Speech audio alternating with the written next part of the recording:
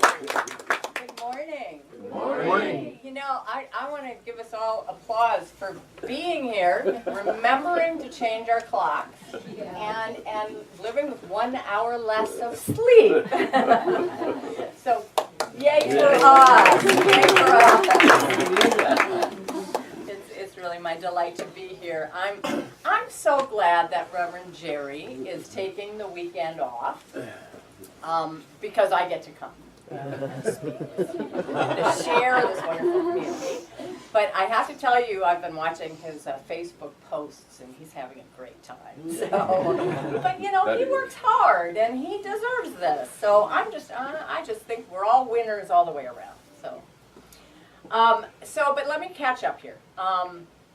Here's what I understand. We have your annual, the 2015 theme is living an intentional life. Is that correct? Yes. Yeah. And it's a great theme, great focus for it. And then this month, the talk series is about living by the 4 agreements, and that is based on Don Miguel Ruiz's book, The 4 Agreements. I know last month you did the Masteries of Love by him. So you're continuing on. And so today I get to explore the first agreement, which is to be impeccable with your word. So let me just ask, how many of you are familiar with this book and have read it or just have seen it? Okay, good. Well, I just wanted to kind of give a brief summary just to kind of place ourselves in this. So the 4 Agreements is a wisdom book, like the other one, and this is the practical guide to personal freedom. Last month it was a practical guide to the art of relationship. So this month you're looking at freedom. And Ruiz, in the book, Ruiz explores these self-limiting beliefs that we kind of create throughout our lives. And he calls them our personal agreements.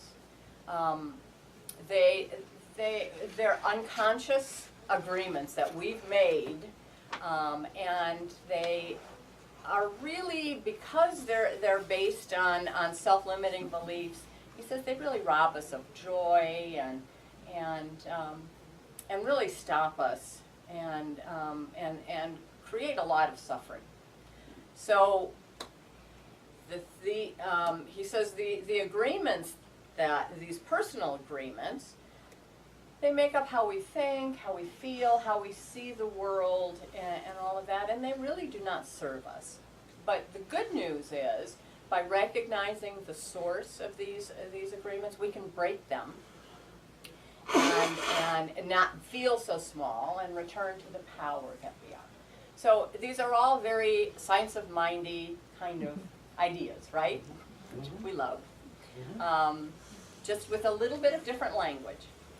And so he suggests that instead of those personal agreements that we've made, those kind of self-limiting beliefs, he suggests there are 4 very powerful agreements that we should be following.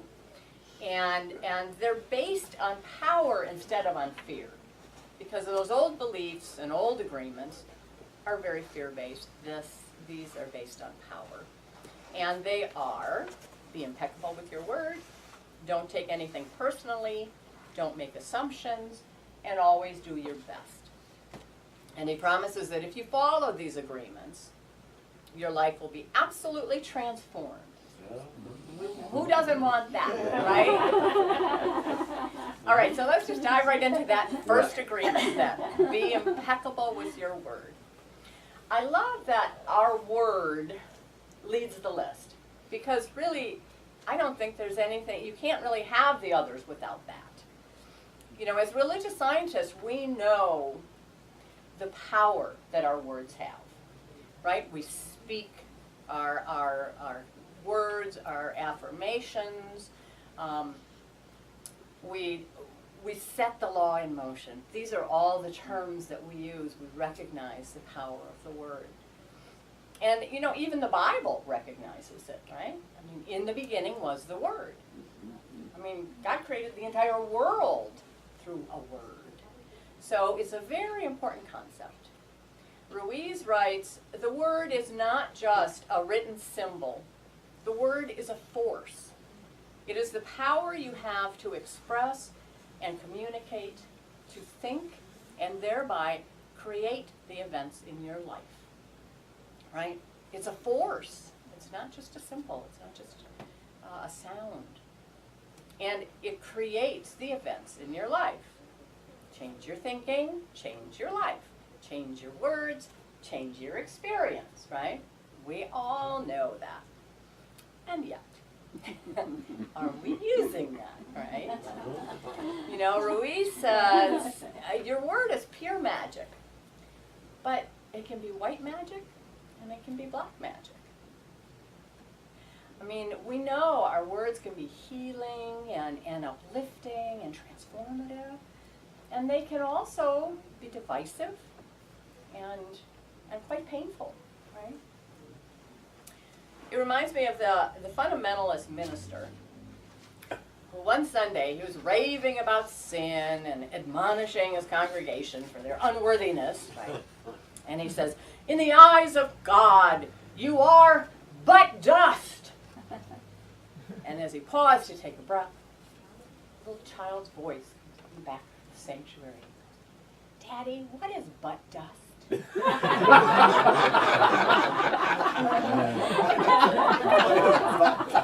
is butt dust? All right, but it's all in the interpretation, right? I mean, there his words are putting someone down, and the kid is just kind of, what is that? I read there are two types of people in the world, right? There's those that begin the day, open their eyes, start the day with, oh, good morning, Lord. And then there are those who wake up in the morning and go, good Lord, it's morning. I was the second one this morning after that hour that I missed, I have to admit. But I changed pretty quickly, being grateful. But our words create our experience, definitely. Our founder, Ernest Holmes, says it this way. Little do we realize that this word that we are so earnestly seeking is every word we hear, think, or speak. Do we who are endeavoring to realize the greater truths of life always govern our words? If any word has power, it follows that all words have power. All words have power. And knowing that, you know, that's heavy. And the question is, do we move through our life with full awareness of that fact? That what we're speaking, we are creating. You know, maybe I'm the only one that can, one moment, declare some powerful affirmation, and within minutes, suddenly, you know, I'm refuting it with some negative, right? Like I was just thinking the other day, I went through my spiritual practice in the morning of meditation and prayer, and you know, just spoke my word that, you know, I am guided, guarded, and directed by Spirit this day. And then I got in my car to go to work, and it started raining, and my first thought was, nobody knows how to drive in the rain. I just know I'm going to get hit, you know? What happened to that guarded, guided, and protected, you know?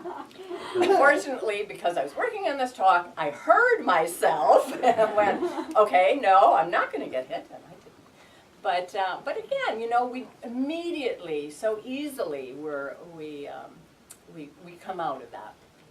And, you know, Ernest Holmes actually talks about that. He says, he talks about how, well, you know, it's good to spend the day, to start the day in meditation and prayer and all of that. And he says, but it won't save us from the experience of our predominant thought. Yep. He says, it's the 51% of a person's thinking that counts. It's easy when we're alone to brave the storms of life. But what of the rest of the day? What of the busy street, of the marketplace, and of all the daily contact with life? Do we keep on in the same even way, or do we fall before the outer confusion of our surroundings? We are still creating the word and setting it afloat in the great ethers of life. Setting it afloat in the great ethers of life. Are these words creating for us? Yes. Yes, he says. Yes. I mean, that's the truth. We never stop creating. We are little creation machines, okay? We just are. That's who we are. And the gears of that machine are our thoughts and our words. And so, what are our words creating? That really is to be conscious of that throughout the day. I once heard about a tribe in South Africa called the Sutus, and they have a practice that I just love, and I've tried to adopt it since I've learned it. When someone in the tribe is sharing a positive daydream, okay, that's what they call it, a positive daydream. Basically, you know, a future picture that's with some empowering images, something what we might call an affirmative statement or an ideal, a high ideal. When someone speaks that, the person listening seals the phrase by saying, and that's a healing story, right? So they're agreeing that's a healing story. And when a tribe member is sharing a negative what they call a negative daydream, and these are, you know, an image it's based on fear, a projection based on fear, say. The listener responds, and that story doesn't have to happen. Isn't that lovely? Isn't that lovely? As you're listening to someone, to say, to acknowledge that's a healing story, or, you know, that doesn't have to happen. I love that. And I love that it recognizes that any words we speak about the future, any of our great predictions of what's about to happen to us, they're simply stories. They're simply stories that we're creating. Right? Stories that will demonstrate in the future, right? Because we are creation machines. So it's kind of like the genie with the magic wand, right? Just as you say, just as you say. Yeah. There's a great story called The Wishing Tree that reminds me of all of this. A man was going to a faraway land, and at the end of the day, he found a nice tree to just kind of settle under to sleep. And what he didn't realize is that the tree is a wishing tree. It's known to grant all wishes. And after a pleasant night's sleep and pleasant dreams, he wakes and stretches and says, oh, I am so thirsty. I wish I had some fresh water right now. And boom, there's this beautiful crystal decanter filled with fresh, cool spring water in a little glass. He's like, oh, great, you know, drinks it. And he's like, oh, this is so wonderful. But, you know, now I'm hungry. I wish I had something to eat. And boom, this table that's just laden with all of his favorite foods just appears. He's like, this is magnificent. I just wish I had someone to share this abundance with. And boom, this beautiful woman, you know, appears, and they bring their plates, they fill their plates, they settle under the tree, they talk and have a great little breakfast and really enjoy each other's company. And after that, he goes, you know, about that journey, maybe I don't need to go anywhere, right? This is such a wonderful place. Maybe this could be my home. And boom, this palace appears, okay? And it's just filled with furniture and art and servants and anything that he ever wanted. And he takes the woman's hand and he starts walking to it. And then, you knew there was going to be an end then. Just a little moment of fear crosses his mind. He says, you know, this is so wonderful. I wonder if it's too good to be true. I bet there's a monster in there, and it's going to eat me. And there was. And it did. The end. You know, our fears outpicture as easily as our desires. Right? That's the truth. That's the truth. One of my favorite quotes that reminds me of this creative power that we have. It's written by Mikkel Namey, and it's from the book Murdad.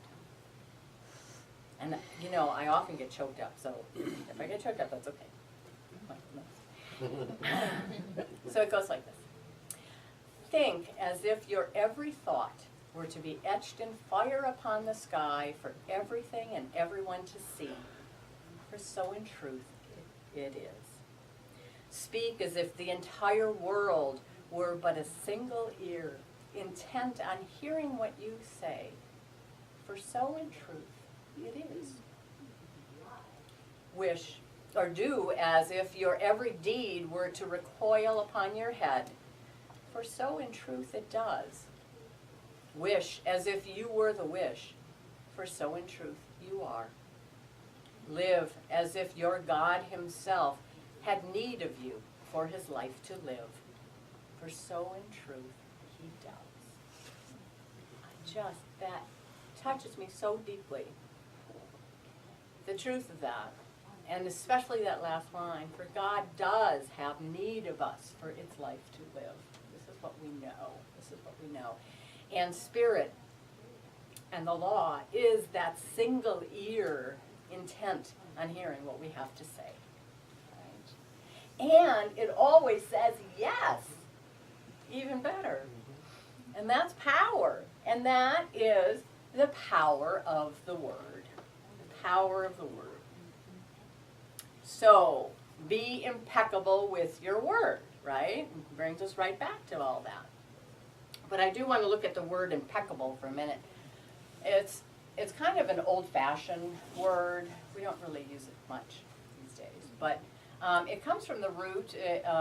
The root is a Latin word, which is peccatus, which means sin. Sin. And the I am in impeccable means without. So impeccable means without sin. Now, of course, every time we mention sin here in our religious science church, we're like, okay, but we don't believe in that sin stuff. Well, not the way that other religions see it, definitely. We have a different definition.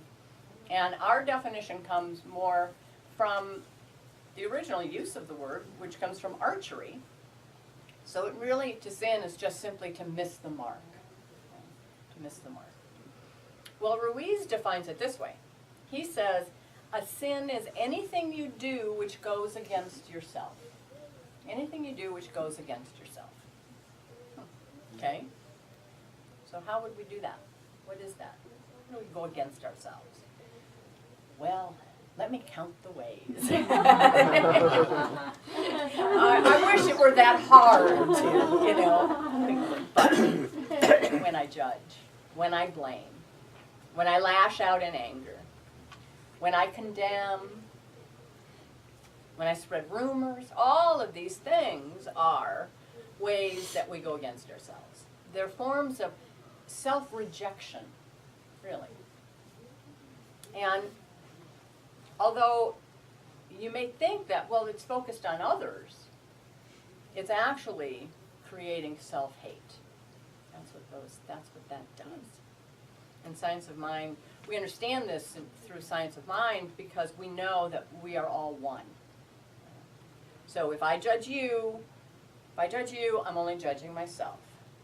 If I blame you, I'm only blaming myself. If I vent my anger at you, I'm only reflecting the anger and the pain that I'm feeling inside. So I'm using my words and my feelings against myself. And that's sinning. And that is not being impeccable with your word. Okay? We can see that. And then Ruiz also talks about how we cast spells upon each other with words, that our opinions and judgments color the world around us in ways that we really don't even know. And he says one of the most destructive examples of this black magic, poor use of our power is gossip. It's gossip.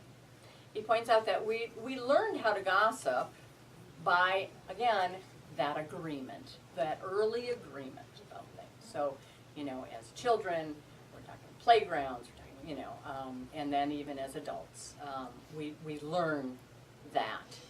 And he says, and we learned it because it was a way to feel close to each other. Because it makes us feel better to see someone feel as badly as we do without having to admit it. I'm just going to say that one more time. We gossip because it's a way we get to feel close to each other, because it makes us feel better to see someone else feel as badly as we do without us having to admit that we feel bad. Woo! Big, big loop there. But frankly, it all comes down to misery loves company, and that's what that is. So he calls it as insidious as a computer virus, and it's spreading emotional poison, just so we can feel right about our point of view. Right? And that really is. That's all it's about, is just ways of enlisting followers to bolster our ego perceptions, right? Because our ego says, I'm right, I want everybody to trust me or to believe that, and to follow along in line with me. Don't we just love to play judge and to convince the jury to agree with our opinion? That's what we do. That's what we do. But it's not the truth. That's not the truth. That's not the truth that we are. And I love how the Persian poet Sadi put it. The world is not a courtroom. There is no judge, no jury, nor plaintiff. This is a caravan filled with eccentric beings telling wondrous stories about God. I'm going to read it again. The world is not a courtroom. There is no judge, no jury, nor plaintiff. This is a caravan filled with eccentric beings telling wondrous stories about God.